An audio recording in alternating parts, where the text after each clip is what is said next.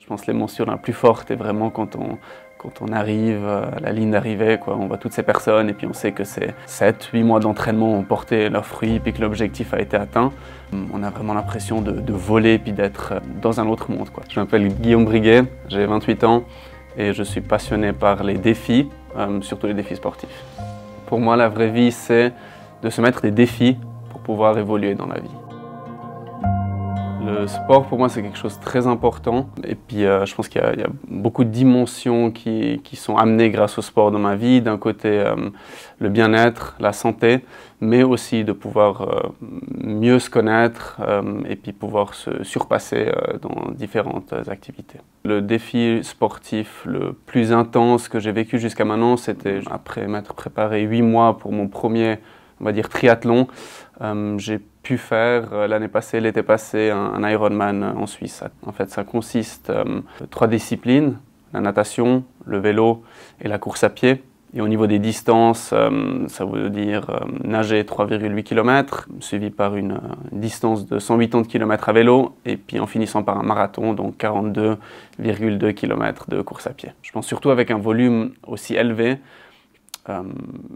on ne peut pas se permettre d'être blessé. Si sur une préparation de 8 mois, j'ai une inflammation d'un tendon ou d'un muscle, ça a comme conséquence que je ne peux pas m'entraîner pendant 1 mois. Et puis en fait, c'est la pire chose qui peut m'arriver. La réalité du sport, surtout des sports de longue distance, c'est qu'il faut investir beaucoup de temps pour au final un événement. Donc c'est très important d'apprécier aussi, on va dire, tout le processus qui justement peut être monotone, mais il faut quand même avoir un certain plaisir à investir du temps pour arriver à cet objectif. Je pense que l'émotion la plus forte est vraiment quand on arrive à la ligne d'arrivée, on voit toutes ces personnes et puis on sait que ces 7-8 mois d'entraînement ont porté leurs fruits puis que l'objectif a été atteint.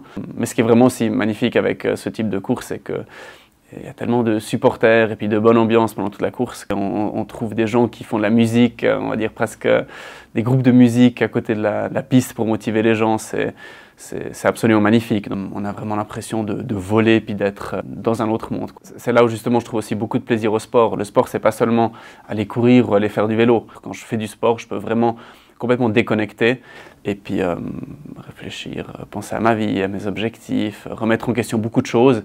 Clairement, c'est aussi une forme de thérapie. Souvent, je vais nager avant d'aller travailler pendant 1 heure. Pour moi, cette on va dire, natation le matin, c'est vraiment aussi on va dire, une forme de méditation. Ça me permet de un peu m'activer avant la journée, peut-être me préparer mentalement à ma journée de travail.